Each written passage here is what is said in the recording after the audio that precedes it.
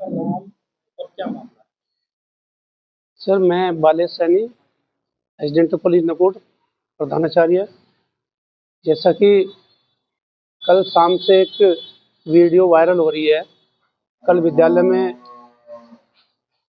प्रवेश पत्र वितरण के समय ये स्थिति बनी। मैं बहुत इसका निंदा करता हूं कि विद्यालय में इस तरह की घटनाएं नहीं होनी चाहिए, क्योंकि विद्यालय एक ऐसा संस्थान होता है जहां पर बच्चों को संस्कार सिखाए जाते हैं, बच्चों को अच्छी शिक्षा दी जाती है। लेकिन यदि इसी तरह से उन बच्चों को गुमराह करके एक संस्था के प्रति इस तरह की एक घटना घटे या इस तरह की एक व्यवस्था पैदा हो, तो ये बहुत गलत है। देखिए, हमारा विद्यालय, जैसे कि आप सभी क्षेत्रवासियों को पता है कि बहुत पिछड़ा हुआ क्षेत्र है। पिछड़े क्षेत्र से यहाँ बहुत गरीब बच्चे पढ़ने आते हैं और हम उनको एक अच्छी शिक्षा देते हैं। और आप रिजल्ट भी देखते हैं कि पिछले गत 2-3 वर्षों से हम लोग जिले में टॉपर्स बच्चे दे रहे हैं, वो सिर्फ शिक्षा की देन है। लेकिन उसके बावजूद भी कुछ व्यक्ति, पता नहीं किस तरह से वो देश भावना है क्या है, किसी के कहने बहकाने या किस स्थिति में आकर वो विद्यालय के प्रति इस तरह का माहौल पैदा करते हैं, तो इसका बड़ा दुख होता है कि जिस संस्था के लिए हम रात दिन मेहनत करते हैं, सोचते हैं, और फिर ये घटना घटे तो बहुत गलत है। कहीं ना कहीं गुरुजी प्रवेश पत्र को लेकर यूपी बोर्ड परीक्षा थी, तो ये जो घटना घटी प्रवेश पत्र को ना देने के लिए घटी गई, इसके लिए क्या कहेंगे आप? उन बच्चों को मैनेज करते हैं। देखिए, प्रवेश पत्र हमारे पास 10 तारीख में आ गए थे। हम 10 तारीख से बच्चों को सूचना दे दिया था, भाई अपना अपना प्रवेश पत्र ले जाए। ग्रुप में डाल दिया था, फोन कर दिया था, सबको सूचना दे दी थी हमने।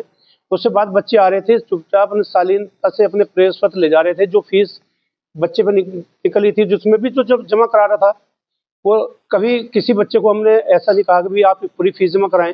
जिसका जो बजट बन रहा था, जो दे रहा था, ले रहे थे। लेकिन कल जो बच्चे आए, बच्चे तो उसमें प्रवेश पत्र वाले 2 या 3 बच्चे ही थे। बाकी वो बच्चे बाह्य बच्चे थे जिनका प्रवेश पत्र से कोई लेन देन ही नहीं था। वो बच्चे आए और उन्होंने, जैसे मैं कल सहारनपुर दवाई लेने गया हुआ था, मैं यहाँ पे पहुंचा लगभग 2 बजे।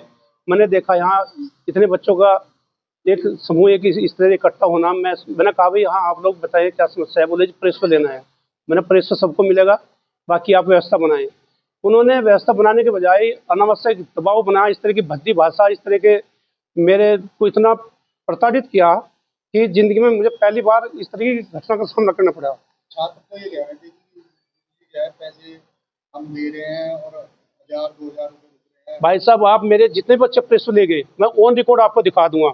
यदि मेरे को किसी बच्चे ने पूरी फीस जमा कराई हो या उसमें मैंने किसी बच्चे को फीस के लिए कहा हो, देते ही है। कोई 500 दे रहा है, कोई 1000 दे रहा है। इस तरह से हम लोग इन पैसों से इकट्ठे कर देखिए 4 महीने से टीचर्स की सैलरी नहीं गई है। तो हंगामे का क्या कारण? हंगामे का कारण ये मैं भी खुद समझ नहीं पाया कि इस तरह का हंगामा पाइए बच्चे। उन लोगों का कहना है, जब हम कल भी कवर कर रहे जी, हैं, तो उनका कहना यह है कि वो लड़का रोता हुआ बाहर गया कि मेरे से 2000 रुपए नहीं थे, और फिर वो गांव के व्यक्ति उनको मिले, उसके साथ वो आए। इस तरह की घटना वहां पर कल सामने आ रही है।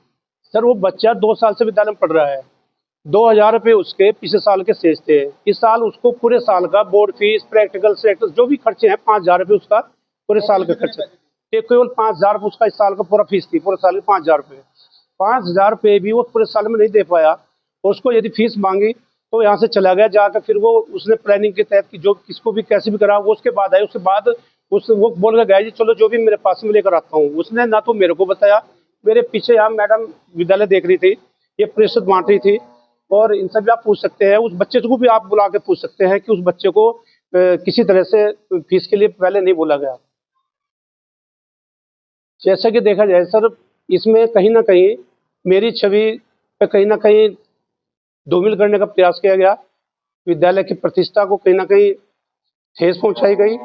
तो ये बहुत ही गलत है। मैं इसको बहुत इसकी निंदा करता हूँ।